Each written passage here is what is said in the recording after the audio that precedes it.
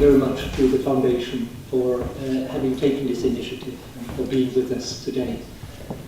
But above all, I obviously would like to thank our main speaker, who lives and works in Russia, for having taken the trouble to be with us and for sharing her very particular experiences with us. I would like to thank you, Marina, very particularly for being with us today, and I look very much forward to you coming.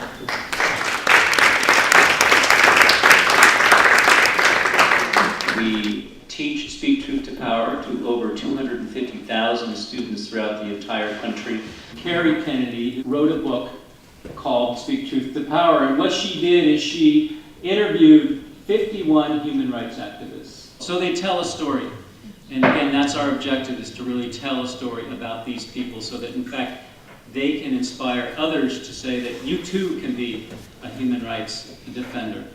One of which is here, who is with us today, Marina Pisklakova. Every time I'm with her, I feel inspired. And this is what we try to do. We try to inspire people like you through the stories of people like Marina.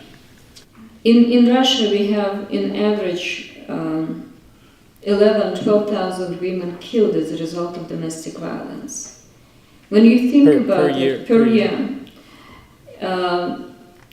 When you think about that, it's, I mean, if you can prevent one death, it's already, significant for the society.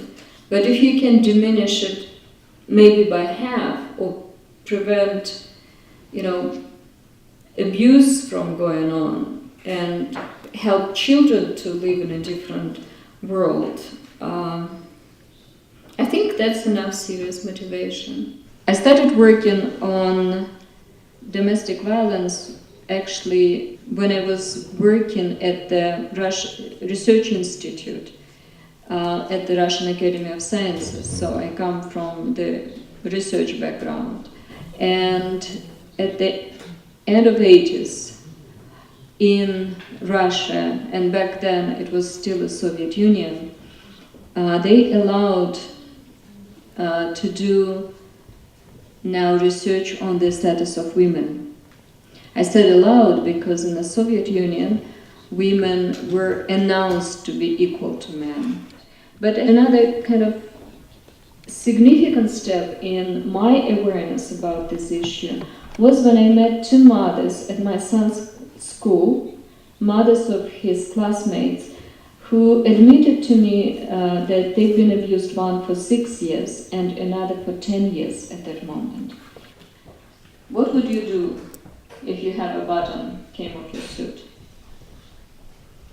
Yeah, fix it. Or change your suit. Simple solution.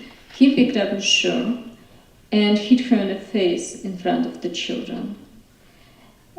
She called me, half of her face was blue, blood, bruises. When I saw that, I was so angry. I started calling the police. And the police answered to me, "This is a private matter. We don't intervene in a private matter." I couldn't believe. I felt it's a crime, and they're telling me nothing can be done. Then I started calling, social services. I started calling, I thought somebody must help. And everywhere I've heard, this is a private matter. We don't intervene. And to me, I realized that these women are invisible. They don't exist. Although everybody knows it's happening, but in the reality, in our society, it doesn't exist. Then I said to this woman, I said, "Why don't you just leave him?" And she looked at me and she said, "Where would I go? I have 2 children. I economically depend on him completely." And that really made me think what can be done for these women.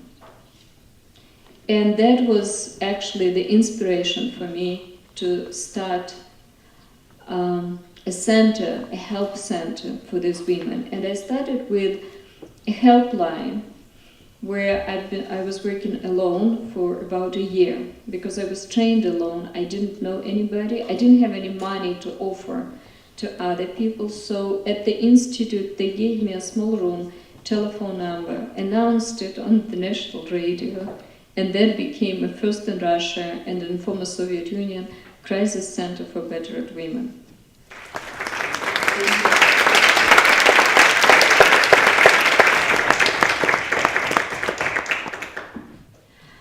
The most important thing for young people to remember is that actually the world will be in your hands very soon.